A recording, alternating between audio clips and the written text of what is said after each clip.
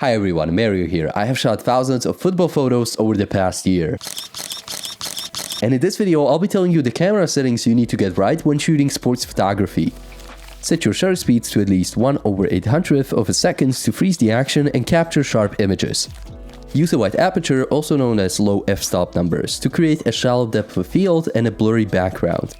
Set your ISO to the lowest possible value, aka probably 100, to reduce the noise in your images. If you're shooting in low light conditions, you can increase your ISO, but be aware that this could result in grainy images. Set your camera to continuous autofocus to track your subject movement and ensure they remain in focus. It doesn't matter what you select here, just set it to something else than auto. This will ensure that all of your photos look consistent. To capture the right moment in sports, you want to use continuous shooting. I mostly use medium shooting speed since it always takes a few seconds for the camera to write its data on the SD card. Always shoot RAW if you want to fine-tune your images afterwards, but if you don't care about editing and want to post your shots quickly, use JPEG.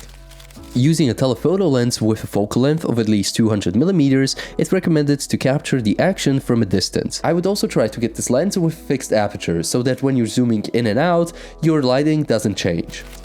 You want to position yourself where the action is happening, so you can capture the body language and the emotions that the players in the game have. It's also important to be aware of the sun's position, since shooting directly into the sun can result in harsh shadows and overexposed images. So these were all of the basic camera settings that you should be using when shooting sports. But as always, I highly encourage you to play with these settings and find your style. If you have any more questions, leave them down in the comments below. Don't forget to subscribe, and I will see you in the next one.